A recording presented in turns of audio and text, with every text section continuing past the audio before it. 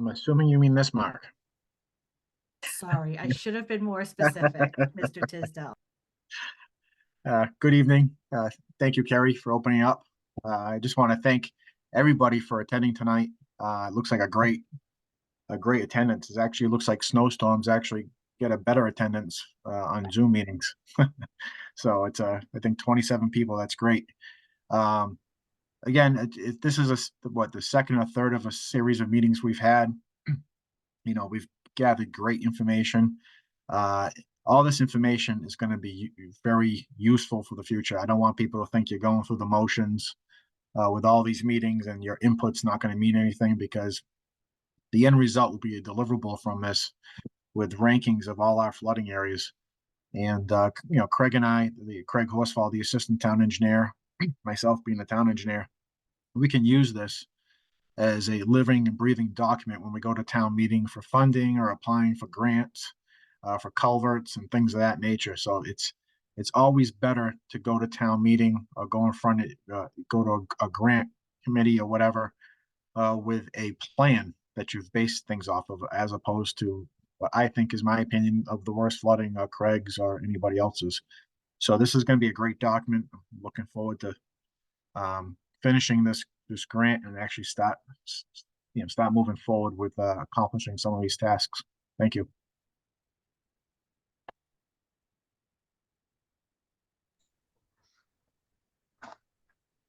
Great, thanks, Mark. Hi, everyone. My name is Seth Bryant. I work with Kleinfelder, who's the engineering firm who's been working with the town on this flood study. Let me just share my screen and get started.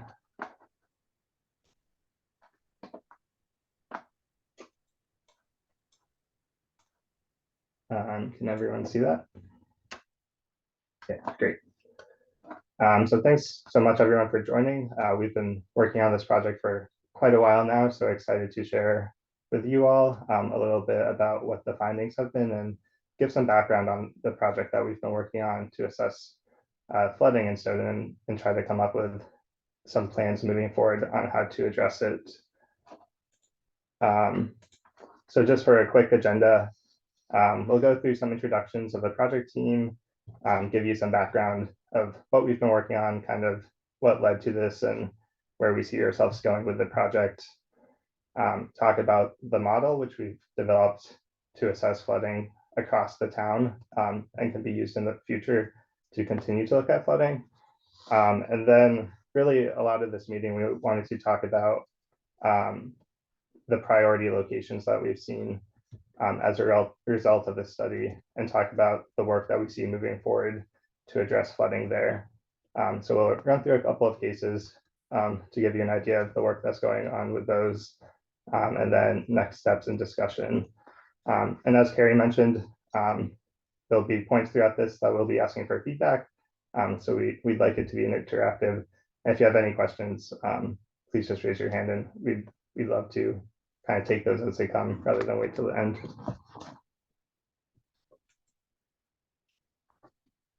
So for some quick introductions, everyone on the project team is listed here and we're all in the meeting tonight.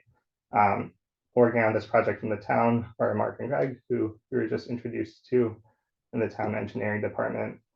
From Kleinfelder, who's been running kind of the technical flood assessment part of the project. Dave Peterson, Ariel Patterson, and myself have been working on the technical components and are all here tonight. And then from the Neponset River Watershed Association, we have Carrie Snyder, Jeff Frisch, and Ian Cook, who have been instrumental in setting up this meeting and kind of all the public outreach throughout this project that you may have been a part of. And then I did want to mention that this project is through the Massachusetts Municipal Vulnerability Preparedness Program. They're providing funding for it through a grant and have been an instrumental partner throughout. So I wanted to give them some credit as well. Okay, so for some quick background on the project.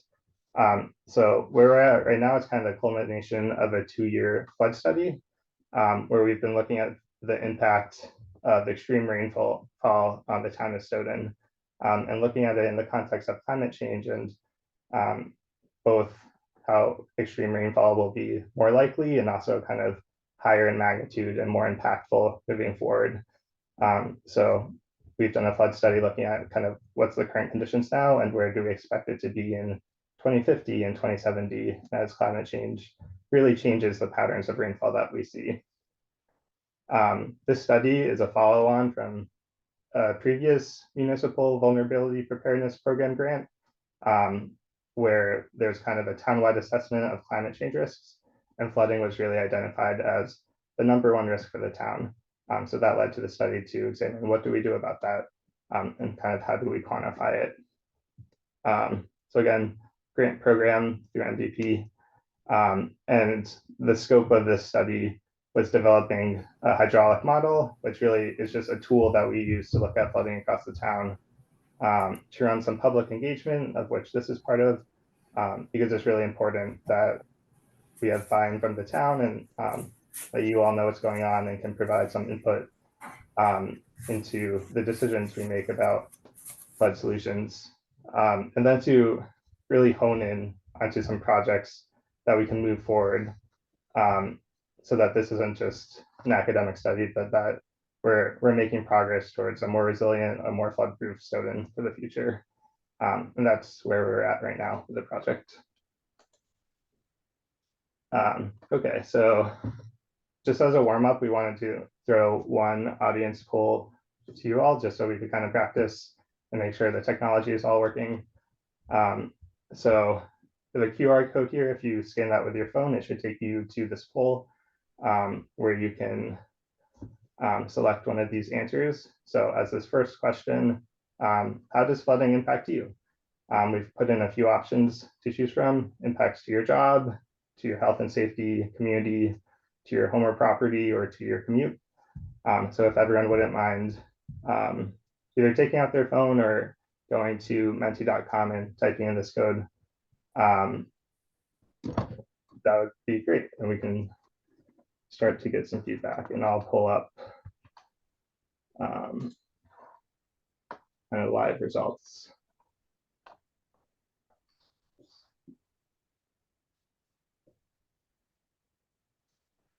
So I see some results already coming in.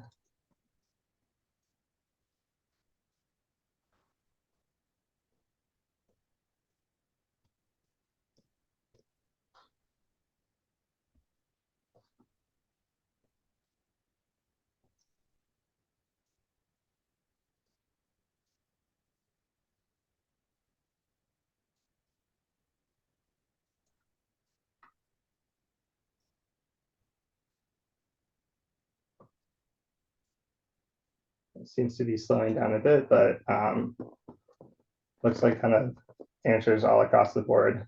But impacts in my community really rising to the top here, as well as home and property.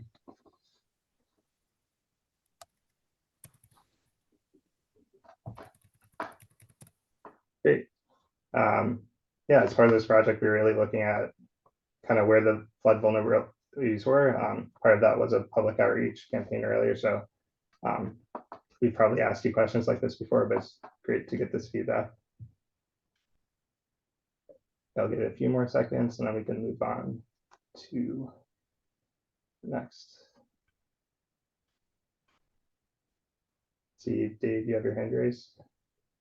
Yeah, I was just going to offer that if anyone's having technical problems with that poll, just maybe put a chat in there, and we'll try to work on the side to get you going. But hopefully, we've got a lot of results, so hopefully it's pretty straightforward for everyone. And also, if anyone has any context, they want to put a little more information behind these results, why you picked what you did, happy to entertain a brief discussion on it. We do have a lot of, we did reserve a couple hours for this whole meeting, so there's plenty of time to take our time with these questions. Thanks. Thanks, Dave. Yeah, anyone want to chime in and share why you chose what you did, or share any background?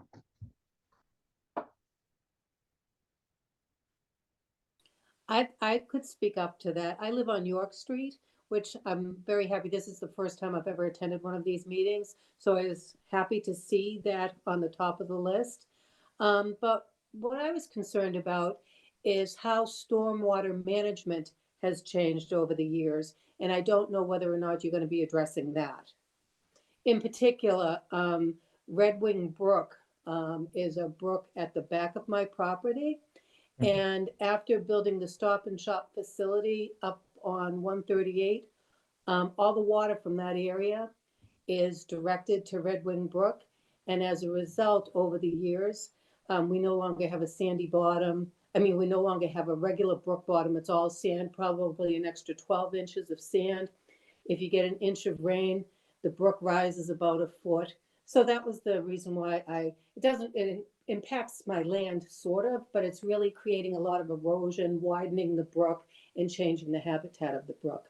So that's why I put property and home. In addition, of course, the street floods, but that's completely different. Great. Yeah, thanks, Gail. That's really useful. And we'll definitely talk about that a bit more when we get into York Street. But you're right that stormwater management has changed.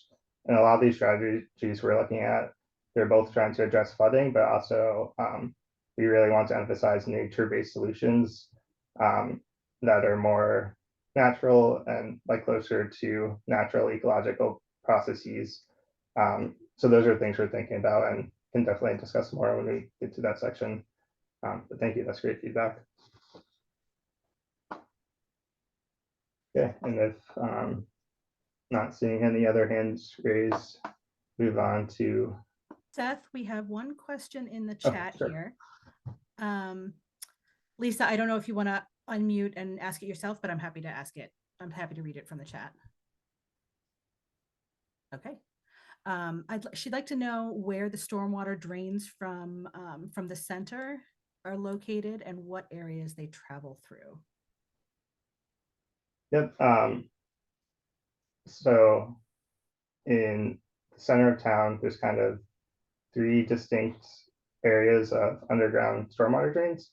And I think it might be easier with a map, which we do have later in the presentation, but they're kind of split. The main one through the center of town drains to what becomes kind of the headwaters of Steep Hill Brook, but they're all make their way eventually into natural streams that flow either north to the Neponset River watershed or south to the Tonson. But we can definitely take a closer look at that with some of the maps we have later. We have the drain line shown to show where the underground infrastructure is. So I think that'll be useful in answering that question. Oh, thank you very much. I'd appreciate that. Definitely.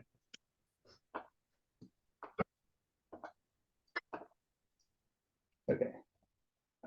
So as a question too, just to kind of gauge people's investment in this issue, I know the town spends money on lots of different things. Just wanted to throw out a hypothetical. If you had $100 to spend in Stoughton's budget, how do you divide the money? We put a couple different main categories here. Investment in stormwater infrastructure, investment in other infrastructure, which could include water, sewer, roads, schools, public safety, so think police, fire, EMS, and then parks and recreation. So if you're on the same link, your poll question should have updated and you should be able to submit for this one.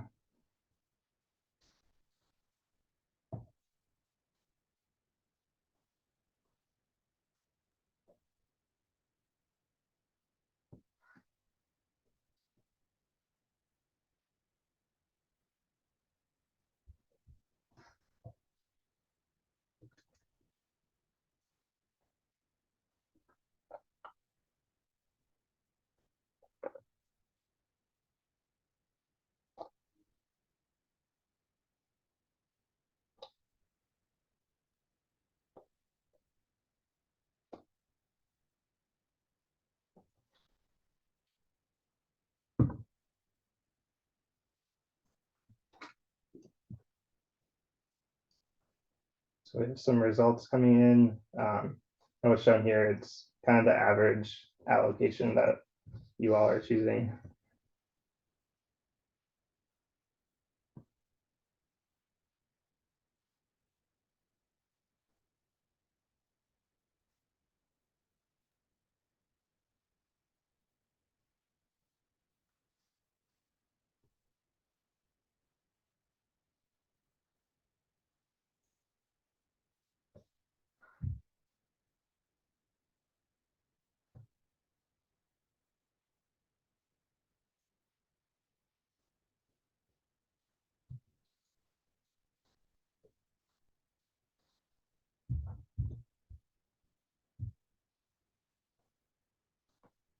Okay, looks like it's slowing down a bit, but we'll definitely leave this open so we can capture everyone's feedback. We don't have another question for a bit, but looks like it averaged out pretty pretty even across the board.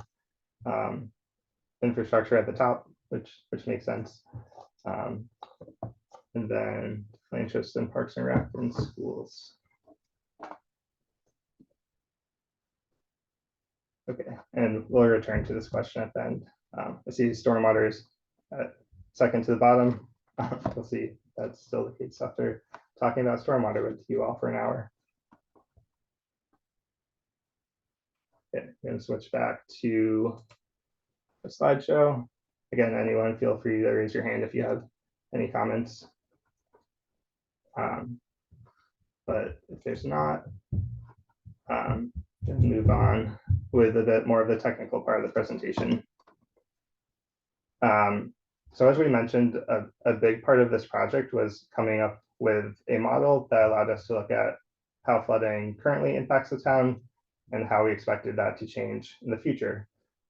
So we created a hydraulic and hydrologic model, which it really just means it's a mathematical tool that tells us when rainfall of this amount happens, where do we expect that water to go, how deep will the flooding be, and kind of where will it be. So we're just modeling the movements of water across the town as a result of rainfall, and lets us really zoom in on those areas that are kind of the worst case scenarios. So we did create the model for the entire town. Our goal was to kind of look town-wide, do a full assessment, not bias it anyway, so we could see if these different storms happened, where would the deepest flooding be and where would be the most impacted. So we created this using a program called PC Swim. Spent about a year working on this. And really it was a combination of a lot of things that went into developing this.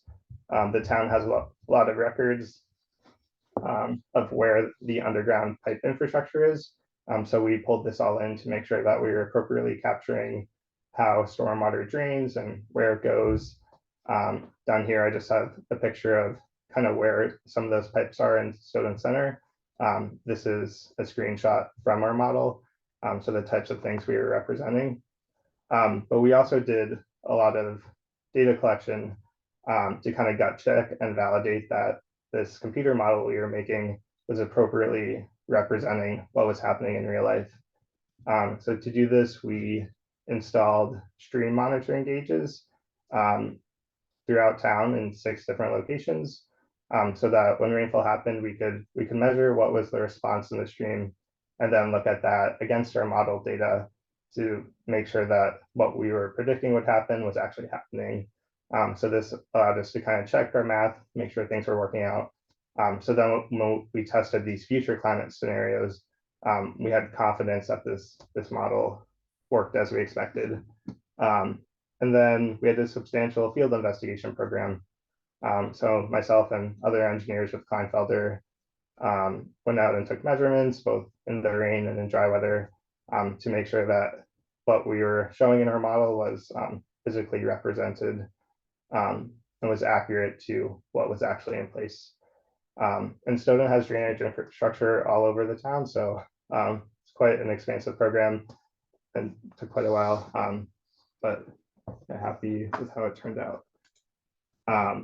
So we do have results available for the full town. kind of depicting where we expect flooding to happen.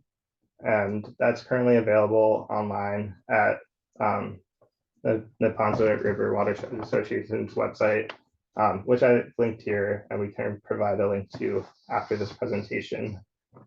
In it, we looked at kind of a couple different rainfall scenarios. So we looked at, with current climate conditions, what do we expect for flooding under kind of the typical large storms that we could see, and the atypical ones. But then we extrapolated out using kind of the latest climate change data to look at what do we expect in 2030, which is kind of the near-term estimate of climate change, and then what do we expect in 2070, kind of longer term, and expect higher impacts. And under all of these different time horizons, we are looking at different likelihoods of storms. So some storms, we would expect to happen maybe once a year. Other storms are really the real outliers, the storms we talk about, something we would only expect maybe once every 100 years. But if it hits the town, could have really devastating consequences. So really looked at a range of storm types to make sure that we understood where are the vulnerabilities for those common storms that we're really going to see on an ongoing basis, but also for those large storms that you don't see every day, but when they do come, we want to make sure the town is prepared for. And here, this is just a clip of the results, kind of zoomed in to the northwest of the town. This is along Steep Hill Brook. You can see this is where it crosses Central Street. I believe the water department's over here. And then all of these shaded areas represent houses or structures. And these are the types of results we have kind of across the town. We split it into polygons, and each one have estimated flood depth. So if you want to take a closer look and see for my house, for my job, what risk is there, we kind of have full data across the town.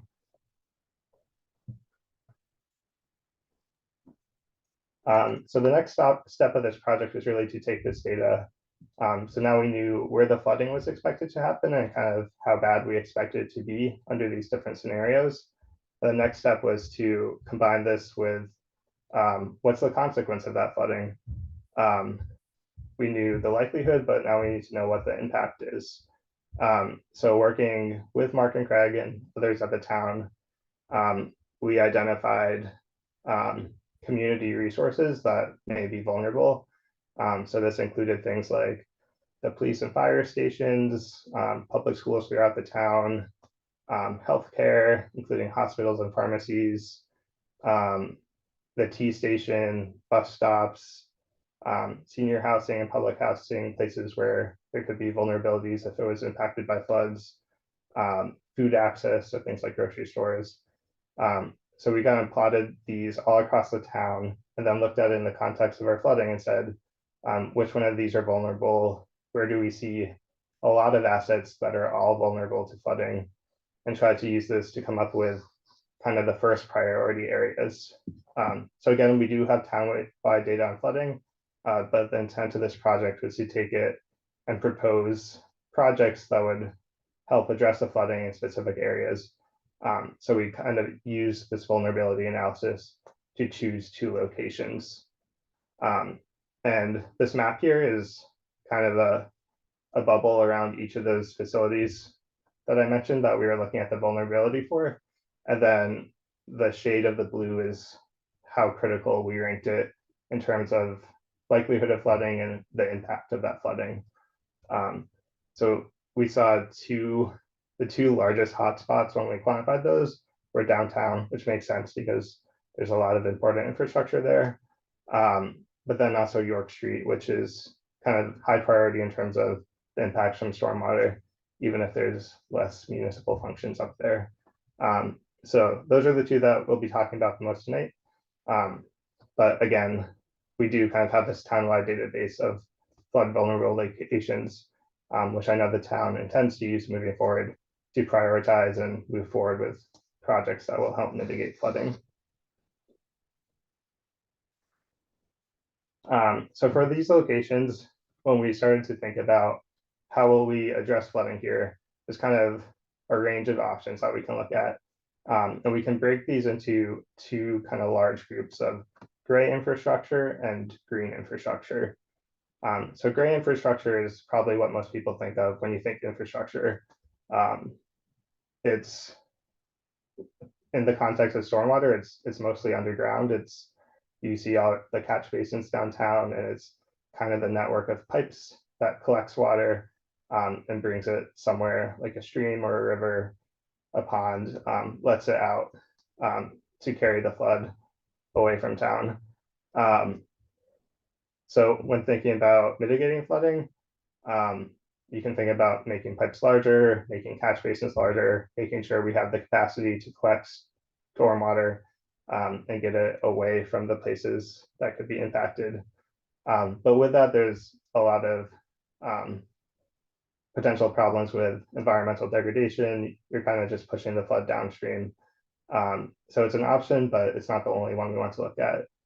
So the other option is green infrastructure, which is where we try to replicate how nature takes care of stormwater throughout our towns and cities. So this could be implementing things like rain gardens or swales or wetlands where water is collected at the source, is allowed to soak into the ground, is kind of slowed down by vegetation and soil and natural processes. There's also just a lot of co-benefits with this. It helps make sure that stormwater is less polluted, cleans it up a little bit. It adds green spaces to our towns.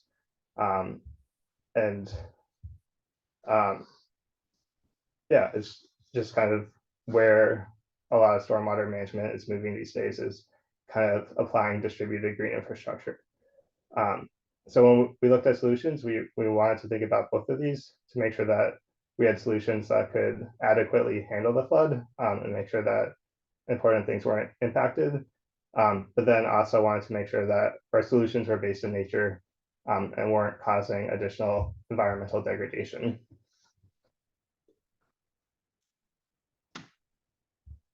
So here's a zoomed in map of the first location that we brought up, which is York Street and kind of the area around Red Wing Brook.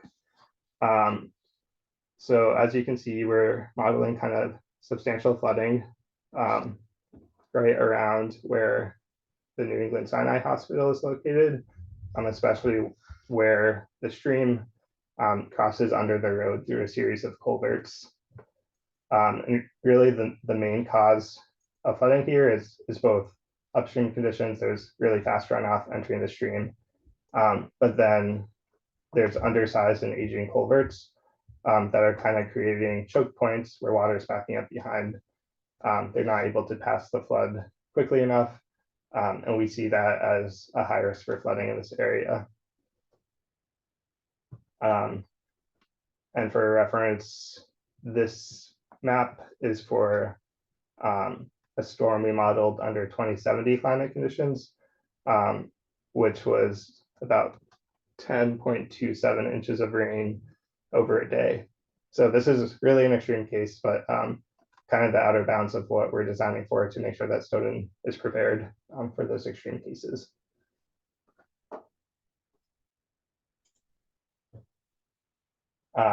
So the first solution that we're looking at in this location, it's kind of the obvious one when I say that flooding is caused by culverts that are too small. Well, as an option, we can make them bigger, make sure that floods can pass under the road safely. That's not backing up behind. This should lessen impacts to properties, make sure that the road isn't overtopped by flooding. And it's really just a capacity increase to make sure that the flood can safely pass through with lesser impacts to surrounding properties.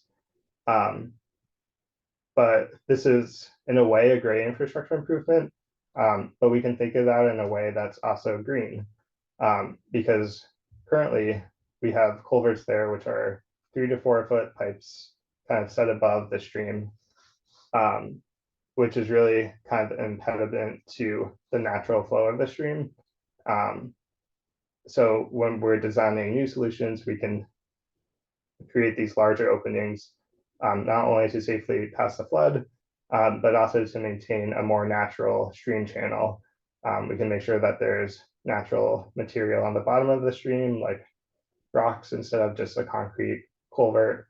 This is better for wildlife passage. Make sure we have kind of a better distribution of flow, so there's not water rushing through there, eroding downstream, things like that. So if we're going to replace the culverts here, we can do so in a way that makes sure we have capacity for flood, but also design them in a way that's better for the stream's ecology and try to benefit from both kind of the gray and green infrastructure approach.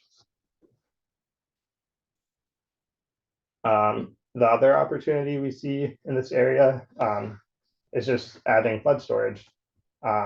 We have a lot of water running off in the neighborhoods around into the stream, causing the flood. So providing locations higher up in the watershed before it gets to those flood points that just have capacity to hold water during the storm, so that not all of the water is hitting the impacted places at once. That can do a lot to stop flooding from happening and slowly release the water over a longer period of time rather than an immediate impact. So if we think about ways that we can add in storage in a nature-based way, here's some examples. Both of these actually from Massachusetts that have been implemented that work really well at kind of providing some additional capacity for flooding. So on the left here, we have floodplain storage. So during dry weather, there's obviously usually flow going through the stream. This will just kind of run through the normal channel, but then providing along the banks kind of a place when the water in the brook is getting really high, a dedicated place for the water to spill into, where it'll be controlled and kind of held back for the duration of the storm, so that there's less flood pressure downstream. Another option, pretty similar, is just taking advantage of natural wetland storage areas that you have and engineering them so they have more capacity, have a little bit of a controlled outlet into the stream, and again, just acting as a reservoir so that during storms, the water has a place to go that's not people's properties, it's not the road, and it's also kind of a natural feature that isn't just, you know, a tank or a concrete box. So we're kind of at the start of assessing these in the model to see their impacts.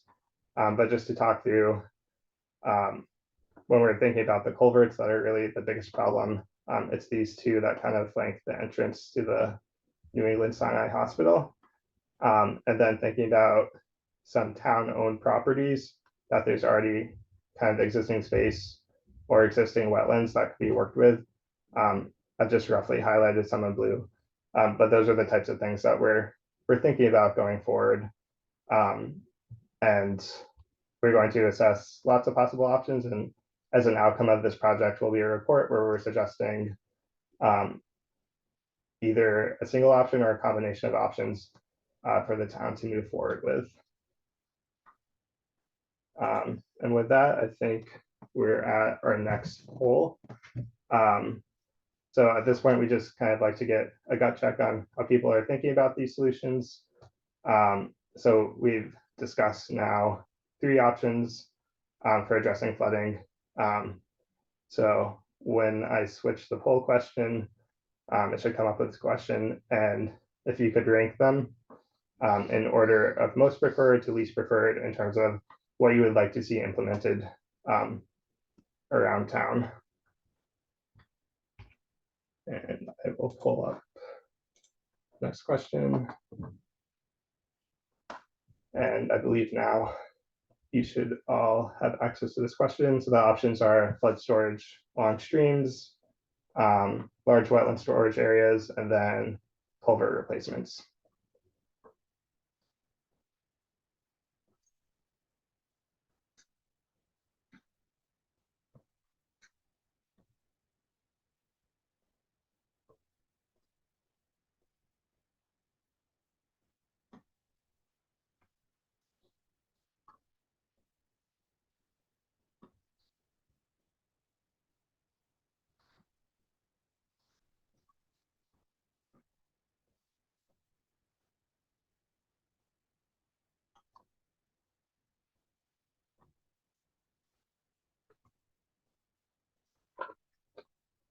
give it a little bit more time.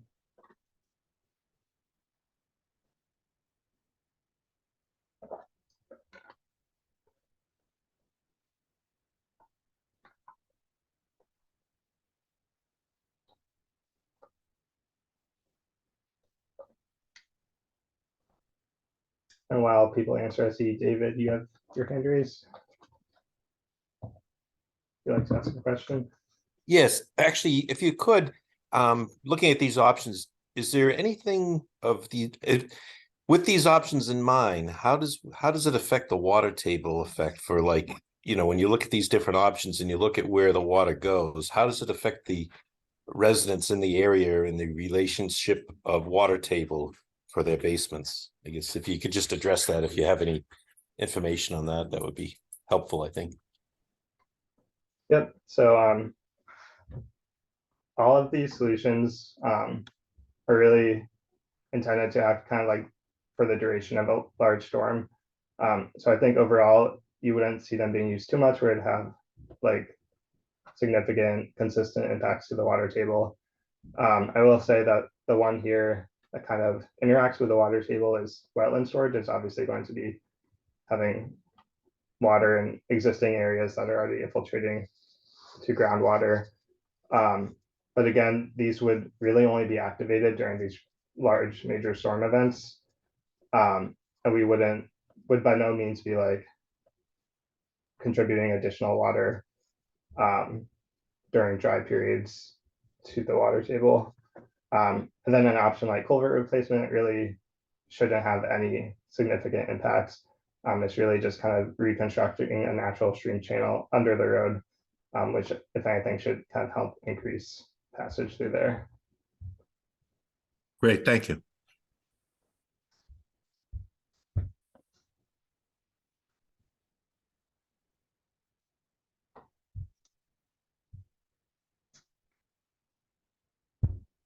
Great. Any other questions? It looks like right now we have culvert replacements in the lead.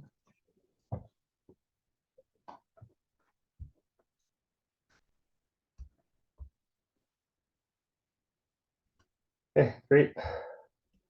And just as a note, if you have any feedback that you don't want to share now, we'll drop our emails at the end of this, and we would love any specific feedback that you have or questions. I can continue to take those after this meeting. Let's switch back to, I just new answer. That looks like it tied everything up, so.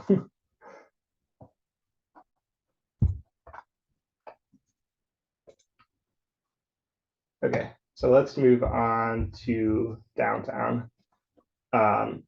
So as some background, again, we assessed a variety of storms when we were looking at flooding in all these locations.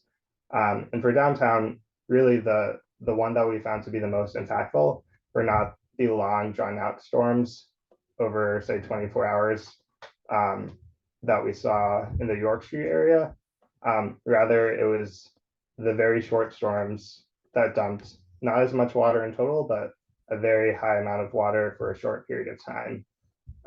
So think 2.5 inches, but over 2 hours, rather than York Street, where it was 10 inches of rain, but it's over 24 hours. So this is more of a flash flooding case where a lot of rainfall, a lot of roads, which don't soak up water, water just runs off of them, causing those quick flash floods that have more impacts in more urban areas. So that's the type of thing we're looking at here. And when you look at downtown, that makes sense because there's a lot of pavement, there's a lot of roofs and surfaces that immediately run off water. This area is obviously also more dense and urban, so it's also the solutions we have to work with here. We're certainly not putting a wetland in the middle of downtown. There's a little bit more space constraints. And I am just realizing that we don't actually have the pipes marked on this map, which I know there's a question about earlier. I can pull that up after the meeting. But really the main drainage line that we're concerned about here is one that comes down Quarter Street and goes up by the police station, and then goes out of town to the top of, or out of downtown to the top of Steed Hill Brook. This one saw in our models substantial issues with capacity and really substantial flash flooding, particularly around the police station and then kind of right downtown near Quarter Street. So the solutions that we're assessing here are ones that are more appropriate for kind of an urban environment. So the first example, this is a mock-up of a similar project that we worked on in Cambridge, obviously also even more so in the urban environment. It's really just underground storage. So kind of in the same vein as the wetlands and the floodplain storage. This would just be an opportunity to provide some detention of rainwater when it falls, have a place for it to go when the pipe network is at capacity and when those floods are happening, so that it doesn't back up into streets and homes and things like that. So kind of pretty simple in concept, but works well if you have large areas of space available where you need another use for that land. So think municipal parking lots, things of that nature, parks, stuff like that. Kind of pairing those with underground storage, you have a place where the water can go during those high intensity storm events.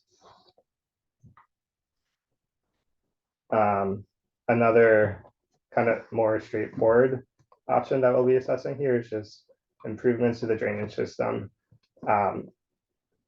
Like in a lot of Massachusetts, the stormwater infrastructure in Stoughton is getting up there in age, and we're seeing storms now that are larger than what they were originally designed for. So there could be opportunities where some of these backups could be addressed just by replacing our infrastructure. Obviously, this has the downside of all of these are underground under roads. There'd be, substantial road construction to get at these, but probably all these solutions will have some element of making sure that our systems have capacity to pass these larger storm events. So don't have too much to show for this one, but here's some pictures of kind of existing conditions downtown. So a catch basin, we could open those up, kind of increase the capacity of water to get into our system so it's not ponding on the roads. And then pipes itself, a lot of our pipes are currently pretty small and pretty old, so there could be an opportunity there to increase the capacity so that when those large storms hit, we can safely funnel it out of town into somewhere that has capacity. And then the last solution is green infrastructure, which I know we touched on earlier. And in urban areas, a lot of times you're fitting this in kind of in tandem with other solutions. But again, there's a lot of co-benefits here. Stormwater picks up a lot of pollutants just from the road. Think of everything that falls onto the road, oil, grease, pet waste, things like that. So soaking it through soil has benefits from a water quality perspective, and then also slows it down so that it's not immediately rushing through our pipes and causing problems downstream. So green infrastructure certainly helps, but again, I think a limitation here is the space we have. We likely will not be able to address all of our flooding through green infrastructure, but where we can fit it in, I think it's a really useful tool to kind of soak up some of that excess water and then get some of those co-benefits of water quality, aesthetic improvements, things of that nature. And just some pictures here of what that might look like if we were to implement it. Again, a lot of opportunities here around parking lots and things like that.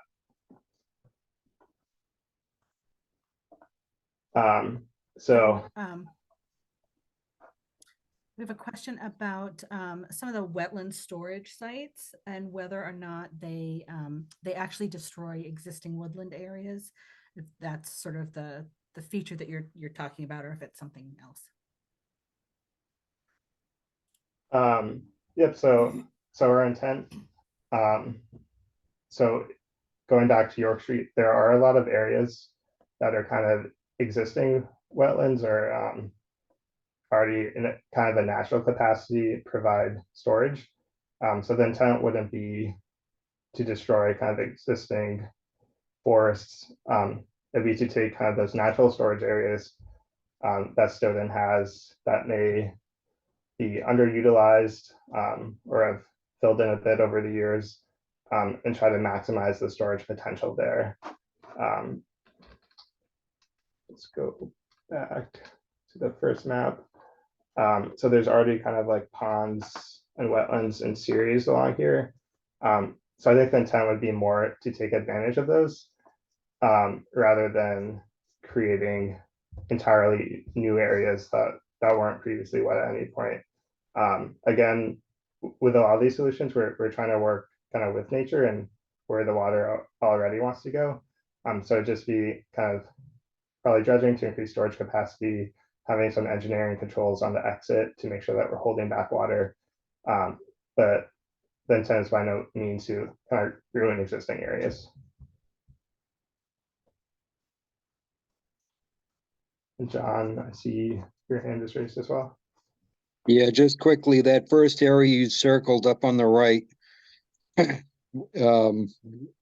is not an existing pond. It's wetland areas, wet woodlands.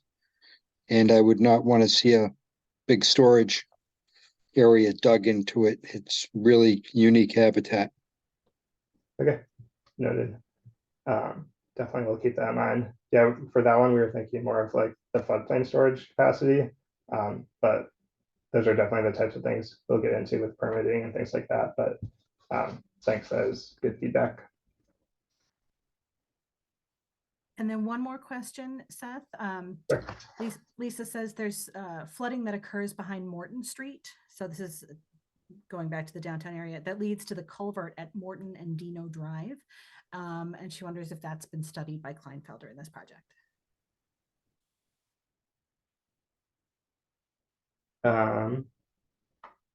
Seth, I can respond to that. So Okay. I had the benefit of reading it while you were talking. So on the website, the NEPRA website, there's links to the townwide maps, and the Dino Drive area by Morton is it does look like on those 2070 it's definitely an area of concern.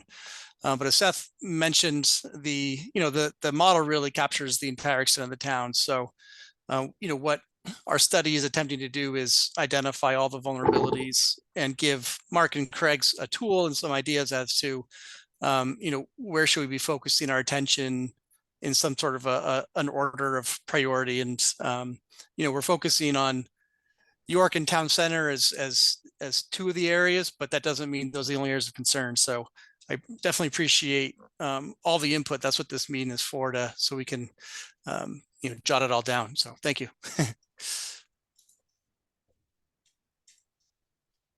Craig, go ahead. Hi, thanks. Yeah, I just wanted to kind of build off of that, Dave, that, this model is, it maps the entire town as a part of this grant. Part of the exercise was to pick two priority areas and analyze some potential solutions, which is what we're doing here, and getting input from the public, which we really appreciate. Lisa did come into our office yesterday, and I spoke to her, and very familiar with that area. We had a stormwater project at the Gibbons School, and the area she's talking about is right nearby there. So we're very familiar with it, and I think that we'll be looking into it. It's part of what the engineering department does, at least on a weekly basis, if not a daily basis, is deal with stormwater and flooding issues. It's probably traffic might be our next higher topic that we get into, but stormwater is always on the tops of our mind. And, you know, we'll be looking into, you know, a lot of these other areas that, you know, people in the meeting tonight might bring up.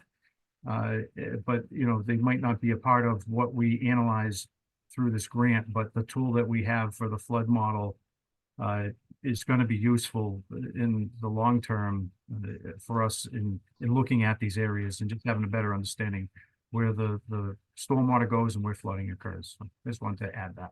Thanks. Thanks, Greg. Greg.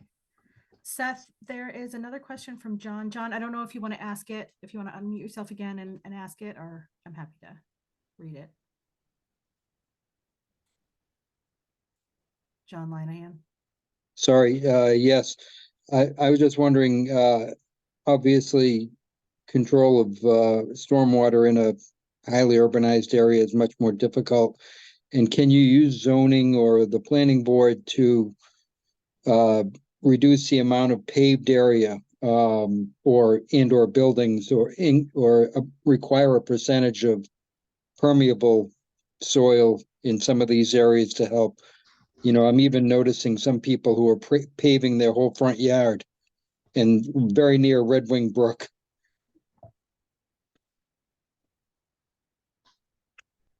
I see, Mark, you have your hand raised. Do you want to go? Yeah, thanks. If you don't mind, I can maybe answer John's question, what we do from a day-to-day perspective in the engineering department. John, yes, certainly. Zoning is a tool where we can control some of the impervious areas and the percentage of impervious areas, especially on some of these residential areas that actually are not subject to stormwater management regulations through the DEP.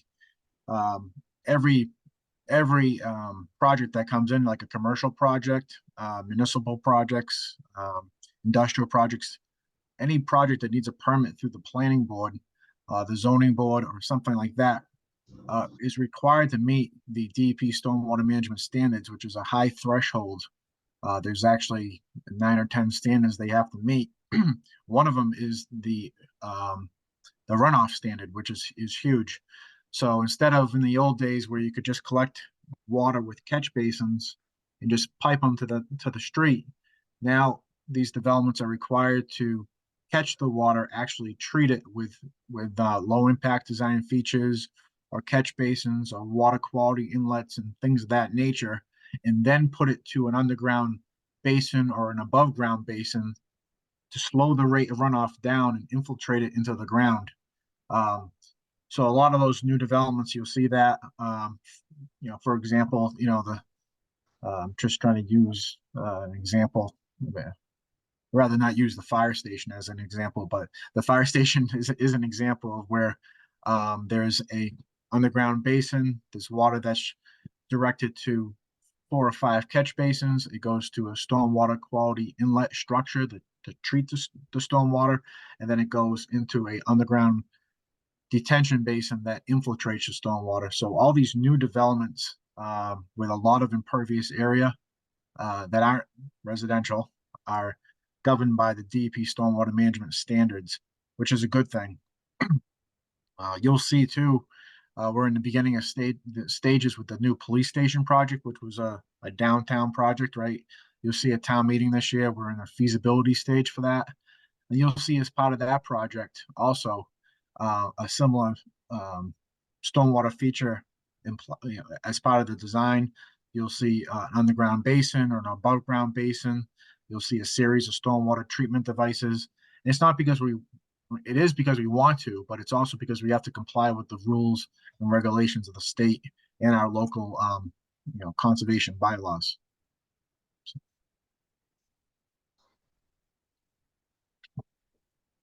I don't know if that answered your question, John. It did. Thank you, Mark. One other question, more about a historical situation. Again, thinking about Red Wing Brook, when that huge parking lot was put in at Stop and Shop, I think it was done the way you were just describing, just get it out of the lot and into the runoff. And there's been huge scouring issues and huge addition of water into Red Wing Brook. Is it possible to place stormwater retention under that parking lot?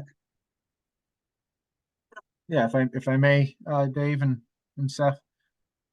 Yes, so actually, there is an underground basin to the best of my knowledge, underneath that parking lot, a large one. That was permitted, I don't know, I'm just taking a guess here, 30 or 40 years ago, in the ballpark of that. And the standards that were in place back then, didn't require as larger structures as they would require now, and the pre-treatment requirements weren't as stringent as they are now. What that means is, before you could pretty much capture a runoff and put it into these underground basins, um, without treating it well, all the sediments and all the grit and things like that get into the underground basin, which you do not want to occur, because if that happens, the sediments can actually clog up the infiltration basin, right? The bottom of it, the part that allows the water to go down. The new standards are pretty strict. There's series and levels of treatment before it gets infiltrated. But with all this, if you do not maintain your pre-treatment devices, which are like catch basins or water quality units, properly, which generally are a few times a year, at least once a year, then eventually every system's going to fail. You can kind of think about these underground basins and these even above ground basins as almost like septic systems. If you never pump your septic tank out before it gets to your leaching field, eventually your leaching field is going to fail, because everything in the septic tank that's supposed to stay in a septic tank gets to the leaching field where your septic is. So it's the same concept for stormwater.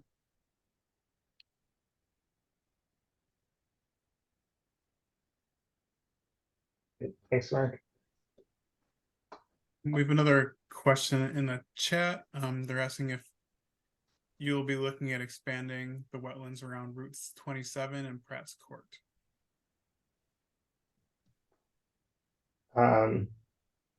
So I don't believe that specific area, forgive me, I'm not familiar with every road in Stoughton yet, unfortunately. I don't believe that area was in either of the two priority locations that this study is looking at. But again, this townwide model has assessed all those locations, and kind of moving forward after this, very well could be one of the locations, and we will certainly jot that down. Can I make a comment? I can't figure out how to raise my hand. My name's Karen Clip. I'm the one that asked that question. We've got a lot of wetland down here behind Gill Machine Shop and Lipsky's Field. And some of the landowners down here have been blocking the brooks and redirecting the water on their own, and also removing a lot of the natural plant life that is there. That some of this land over here is in the 100-year floodplain, and I'm surprised that they're allowed to alter it to the degree they've been. Will you be looking at that? Because a lot of that stuff comes from up north, comes down to us, down to by Pratt's Court well. And just like all the plumes, the contaminated plumes we had, that's how I learned how the water was traveling down the Pratt's Court way this way. Will you be looking at improving our capability of receiving the northern side of town's water to receive it into our wetlands down here? Yep. So with both of these priority areas are in the north of town, and flowing downstream. So we're cognizant that any changes we do will have impacts downstream. So that is one of those things we're thinking about.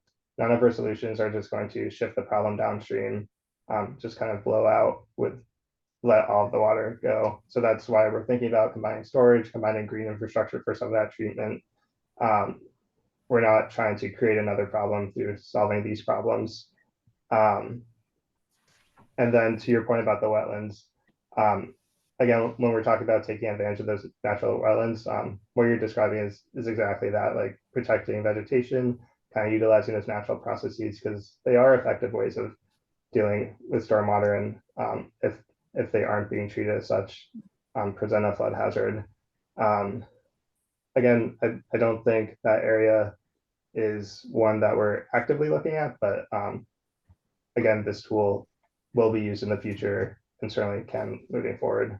I'm I'm just saying, in my opinion, if you improve us down here, we can help with the natural, getting the water out of there naturally down to the areas that the people before us that drew the 100-year flood plan told us, hey, geographically, we can handle that water down here. But you guys built New England cyanide and all these things up there. They altered their water path of travel. It was coming down here before. So what I'm saying is, if we can, when you're improving up there, please consider improving down here as far as receiving the water naturally. And also ask some of these landowners to put some of the plants back, the trees and the natural growth. Don't go in there and stop filling these little paths they made for themselves, private roads, and it cuts through wetlands. I think the town really needs to get on top of that more. Got it. Great. Thanks. I was just gonna briefly add that, you know, if folks are just kind of willy-nilly out there diverting streams or removing vegetation from wetlands, that is, you know, assuming it's not something that was done like 50 years ago, that is a regulated activity, and I'm sure that the Conservation Commission would be interested to hear if that sort of thing is happening and would be happy to follow up on it. Thanks, Ian. Good point. Seth, we have one more question in the chat if you go for it. Sure. Andrew, do you want to ask the question or do you want me to ask it? My name is David Graber. Are you hearing me? Yep. Right. I want to refer you to a paper that I wrote in the Journal of Irrigation and Drainage Engineering, February 2013, entitled Numerical Investigation of Flow in Triangular Gutters, which provides, I think, greatly improved methods of better design and also catch basin design compared to the methods that are commonly used. And the other thing I'm curious about is, what method are you using to predict runoff? Great. Well, first of all, thank you for that reference. Exactly the type of things that we hope to look for when we're doing those improvements. And then in terms of predicting runoff, the model we're using is PC Swim. We're modeling infiltration using the green and amp method. And it models runoff using the kinematic wave method. We have a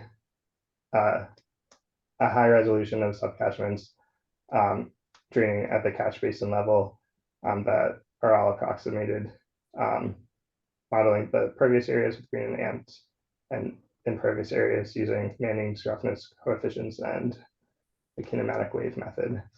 But the model is based on EPA's SWIM engine. SWIM, okay. Because I want to mention that, you know, the SCS methods have really been shown to be very faulty compared to, for example, the use of rational runoff coefficients. Yep, definitely. Yeah, we are not using SCS for this one. Yeah, definitely. If you have questions about more detail, or we can provide additional modeling details if you have further questions.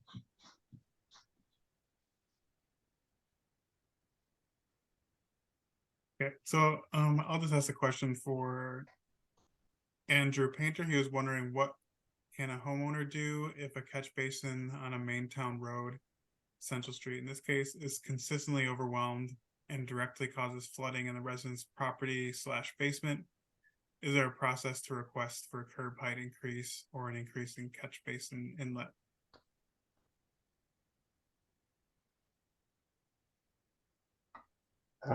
Mark or Craig, do you guys want to take this? I'll take that one, sure. Yeah, if there's a particular problem on, you know, any roadway and that is causing an issue with flooding, please just contact us at the engineering department, and, you know, we take a look at each and every one of these issues and try to, you know, come up with a solution. Some solutions are quick and easy. It might just be that the catch basin grate is clogged and we need to have Public Works out there and clean it, or it could be an issue with the pipe or the outlet. Some of those things are simple. Other tasks might take a little bit more analysis and study, and then maybe some more expense to actually get them repaired. But, you know, that's what we do. So if you have one of those issues, please just get in touch with Mark or myself, and we will take a look at it and try to figure out how to solve the problem.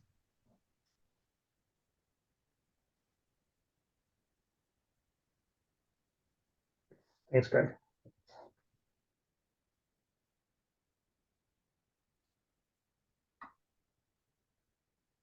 Okay. Well, thanks everyone. That was a great discussion. Feel free to interrupt if there's more, but if not, I'll move on. So we were talking about kind of these different options for the downtown. Just really broadly, we have not gotten into kind of too much detail here yet, but just to highlight areas we're looking at, the main drainage line downtown that is showing capacity issues where the pipes are too small for kind of the current flood conditions, is what I've highlighted in yellow here. It kind of goes down Porter Street and then up Rose by the police station. So when we were talking about improvements just to the pipe capacity and to inlets, which I know David was asking about, we're largely looking along the line that drains this direction. When we're thinking about storage in the downtown, the best opportunities for those are probably going to be for publicly owned parking lots. So primarily right now, we've been looking at the police station as well as at the post office. And then for green infrastructure, we're really looking at kind of linear opportunities along the road where there's space, which is obviously a limitation. So looking at opportunities kind of where there's parking lots, kind of working around the parking, but also along the sidewalk and existing roadway in locations where there's space. So the alternatives we're looking at here are really going to be combinations of all of these. We have to make sure that the pipes are large enough that the water is getting to the underground storage. We'd like to incorporate green infrastructure, but we recognize that it probably won't handle all the problems. So what will come out of this will probably be a combination of all of these options, but just wanted to give you a sense of what the work we're doing now is looking at. And then again, a poll opportunity, just we've looked at a couple of options here. Green infrastructure, like those rain gardens and swales, underground storage under parking lots, and then just strictly pipe and inlet improvements. And again, I'll advance this question. So if you go back to your poll, you should now have the option to answer this question. Again, just a ranking, I got to check which one of these would you like to see, or if you have a preference, just looking at these options.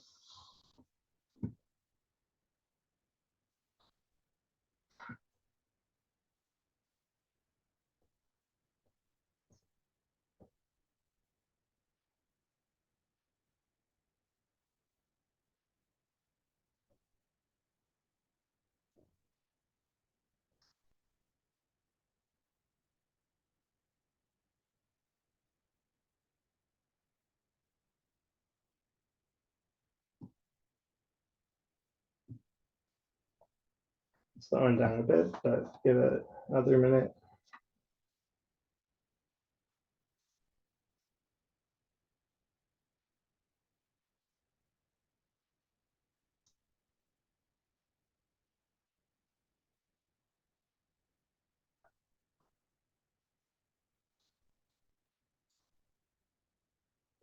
Okay, so again, we'll leave it open and we're collecting these results and we'll store them kind of the records of this meeting.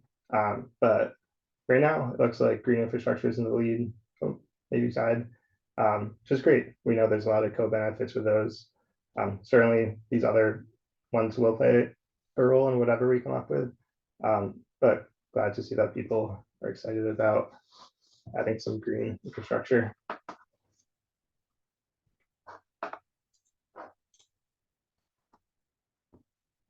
Okay.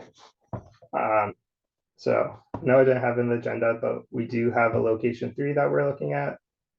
This one is a little bit more limited in scope, but we did see another flood prone area that was identified as important by the town, was where West Street crosses Ames Long Pond. So picture right here is kind of the causeway. So in those larger storm events, we saw that flows were overtopping this road and really would render it impassable during those extreme events. And obviously this is a major access point. So we took a closer look at this as well. We have kind of the modeled flood results over here. You can see there's kind of shallow flow just going over the top of the road. This one is a little trickier because the downstream constraint, so the dam sitting at the bottom of the pond, lies in Easton. So water backing up in kind of the lower pond and causing issues along the road. Any updates to that would have to be done in partnership with Easton. So we've looked at a couple options here. There is a culvert that passes under this road. We've looked at enlarging that. That doesn't totally solve the issues with flooding in the largest events. So we've also looked at the potential of raising up this causeway a little bit, which in the long term is likely going to be the most resilient solution to making sure that this road doesn't get flooded. So this area is a little bit more straightforward than what we're looking at, but just wanted to bring it up so people were aware that it was another area that this report will identify and provide some recommendations moving forward.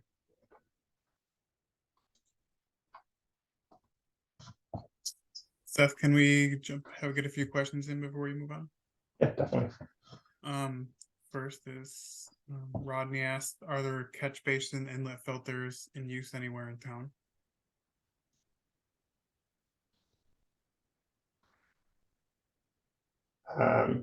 Greg, do you want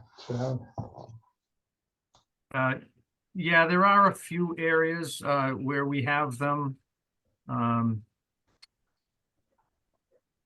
Typically, they are storm scepter inlet devices, which are it's like a vortechnic device that spins the runoff and removes the sediment.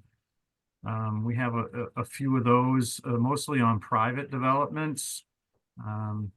There are a couple that are within the right of ways, and then we did have a vortechnic unit installed over at the Gibbons School as a part of that project.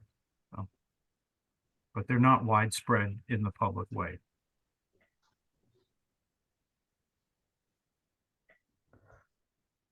Greg, and the next question, Lisa asked, where would the proposed Porter Street and Rose Street pipe improvements lead to?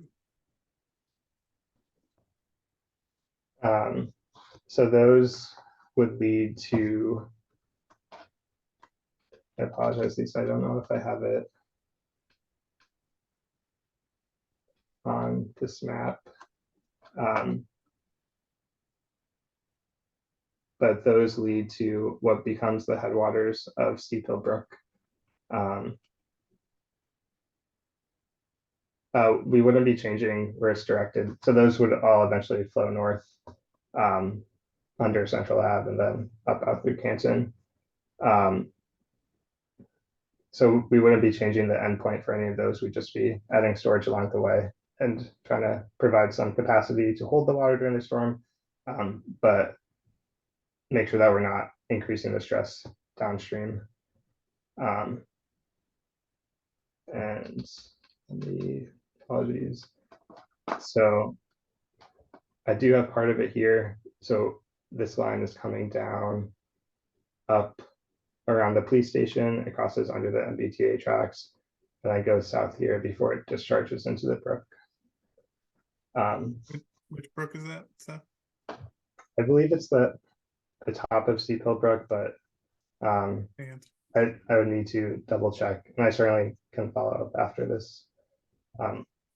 David put the answer in while I was asking you. So. Oh, perfect. Yeah, Steep Hill Brook. And John, do you want to ask your question, or do you want me to ask it? John Lyman.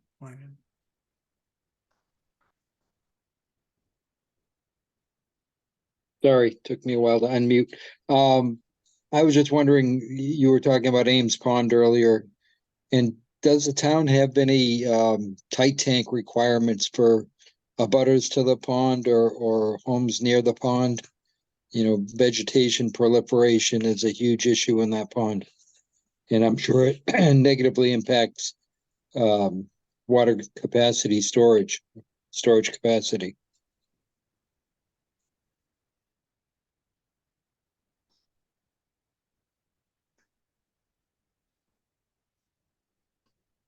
I can answer that if you like. Sure. John, answer that question, Mark. So all those, that's a great question you asked. As you know, any new lot that's developed has to comply with the state environmental code, Title V, as it's referred to for septic systems. Tight tanks are not allowed right off the bat for new development, so that would be a no.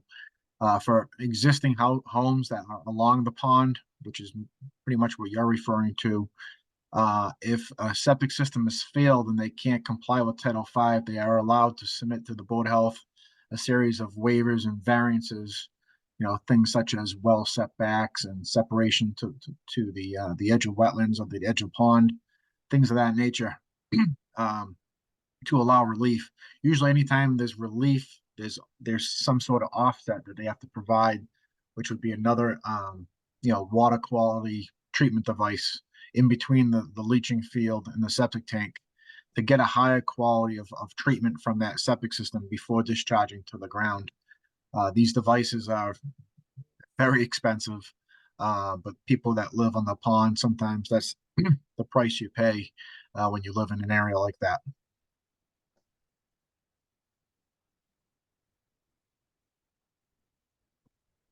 So no, they aren't required to put in tight tanks, so. A new house lot cannot put in a tight tank. No. And an existing house lots can or cannot. That could be one of the things that the Board of Health allows, depending on the you know, the situation at hand. If it's a very tight lot and there's literally no spot to put a new septic system, they may require a tight tank as a last resort. It's very seldom utilized. To be honest with you, I can't remember one being approved, but that could be approved if that's the only way around things. Just seems like it had a positive impact up at Glen Echo with all those little houses that are right up against the pond. Yeah, there's actually I mean, I love to talk to you on the side. There's other things when you go around ponds. There's things called bottomless sand filters that they're actually fit in about the size area as a holding tank. So there's other things that are actually better for the environment than a standard septic system. And the quality of the water that comes out of these bottomless sand filters and some of these other innovative solutions, you'd be amazed at like the low nitrates and the low phosphorus that comes out of these systems. Thank you, Mark.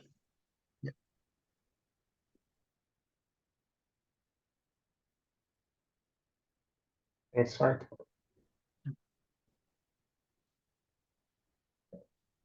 And there's no more questions for now, and we'll certainly provide time at the end.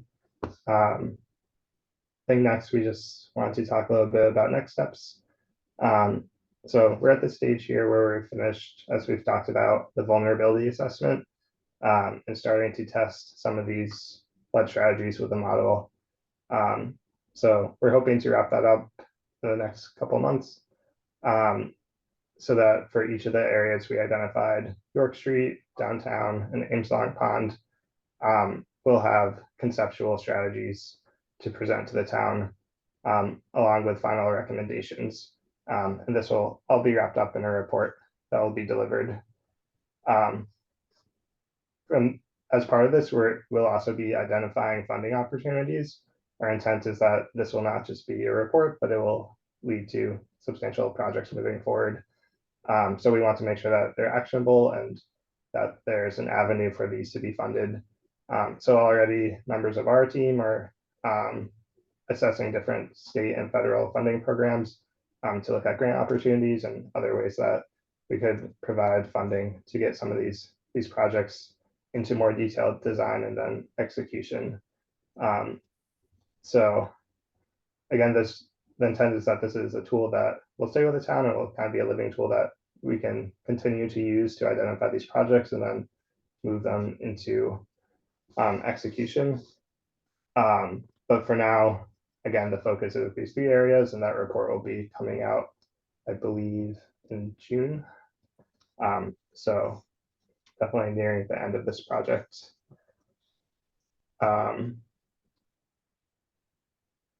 And then one last poll before we wrap up and have some discussion.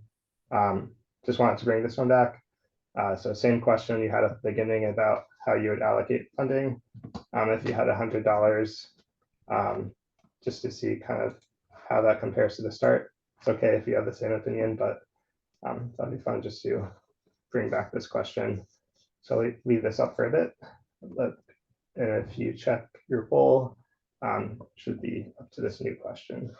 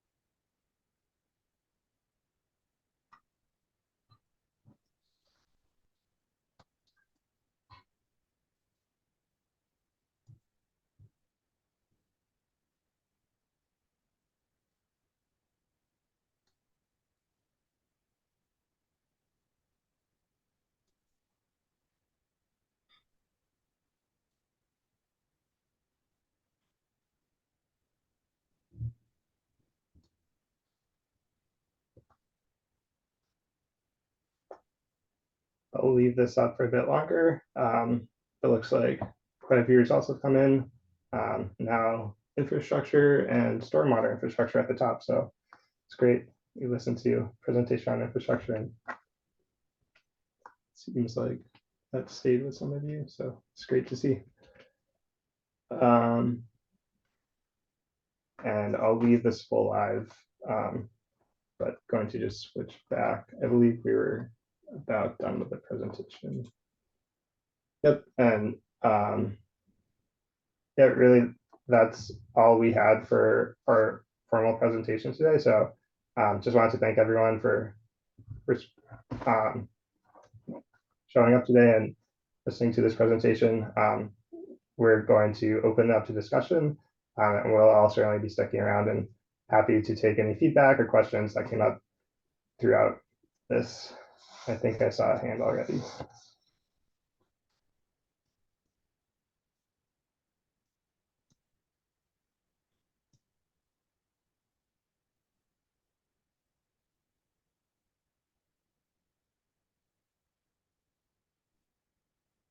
Hello. Hey, go ahead, Lisa. Hi, sorry, I'm having some difficulty hearing. I just wanted to ask the question about when you talk about increasing the size of the stormwater drains, will they also study the effects of the drains downstream? Yes, that is a good question. So for all these concepts, we're looking at them with the understanding that any changes that we have to how flow is directed away from downtown will affect downstream. So our goal is not to increase any flood risk in downstream portions of the town. So that's kind of why we have this menu of options. If we're looking at increasing the size of the pipe, that will likely need to be paired with either storage or green infrastructure somewhere to reduce the volume to make sure that we're not just moving the problem from downtown to somewhere else. So yes, But Would that also include increasing the size of the culvert? yep, we'll be looking at the flow rates for those as well. Thank you.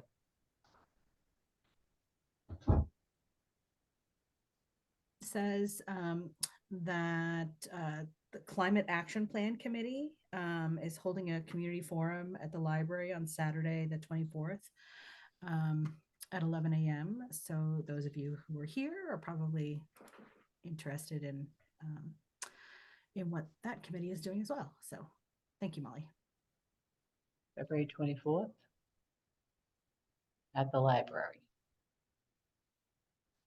Yes, she put it in the chat if you can see that. Just make sure I got that right. Yeah, February 24th, library, 11 a.m. 11 a.m. Okay, thank you. Thank you very much.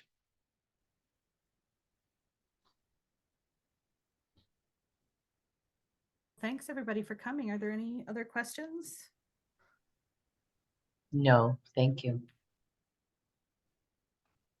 Thank you. Thank you. Nice job. Thanks so much. And don't forget to visit the project website at neponset.org. You can sign up for updates there as this project continues. So this is just the beginning. Could that be sent out as an email just so that we have the website? Because I didn't actually. Oh, thank you. I Yes. will definitely send out a follow-up email to everybody who signed up and attended tonight. Great. Thank you. Carrie. Sure.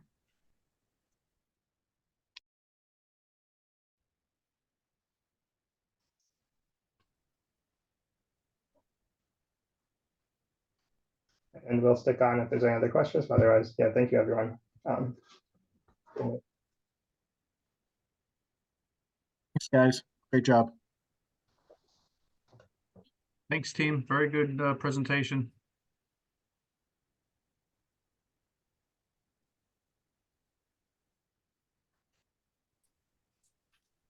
Good night. See you guys. Good night. See you later.